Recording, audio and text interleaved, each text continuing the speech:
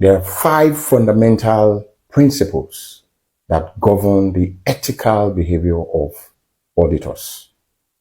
And if you remember POPCI in the exam, you are good to go. Now this POPCI, that is POPCI, that is the mnemonic that you need to remember so that you can go straight and explain it. Now the first P in POPCI is professional competence and care. As an auditor, you are expected to be on top of your game. You should have the competence. You should have the care to do the job.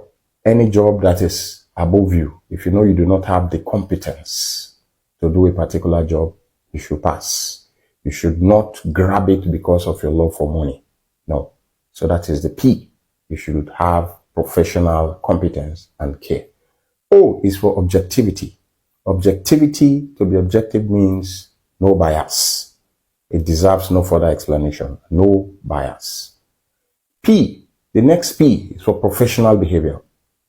You should not put your profession or your institute to disrepute. Basically, you should guide the way you behave. It is not everything that people on the street, on the road do that you can do. You are not permitted to do that. You are not permitted to fight on the road. No, you can't do that. You will bring your institute and your profession into disrepute. Then we've mentioned P, we've mentioned O, we've mentioned P, and then confidentiality. Confidentiality, you are able to come into knowledge of information by virtue of your job as the auditor of an organization, of your client. Don't open your mouth to third parties.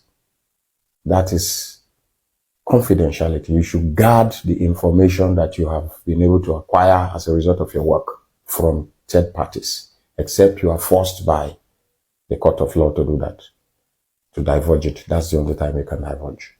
Then I is for integrity. Integrity means you should be honest. Simple as that. Now there are threats. Just as we have these 5 fundamental principles to make, for ethical behavior, we also have some threats to these ethics. Now, if you remember FASSI in the exam, you're good to go. FASSI is F-A-S-S-I. This is the mnemonic I want you to remember. F, the first F, is familiarity threat. When you are related to the client, like the client is your father-in-law, or you've just known them for a very long time, you are too familiar with them, it is likely to affect your professional judgment. The next one is A, advocacy. You are not the hype man of your client, so stop promoting their stocks. Stop hyping them, basically. Then the next one is S. S is self-review, the self-review threat. Maybe you prepared the financial statements of the company as a consultant maybe 2 years ago, and now they invited you to come and audit them. So you are coming to audit your own work. It doesn't go well because you are not going to say bad things about yourself. So that's the threat. Another one is self-interest threat. Self-interest, financial interest especially. You are looking at your financial interests. If you find yourself in that kind of situation, there's a threat where you want to see what will benefit you rather than professional judgment. You are interested in what will benefit you financially. So there's a threat there. And then the last one, intimidation. Intimidation could be real. It could be perceived.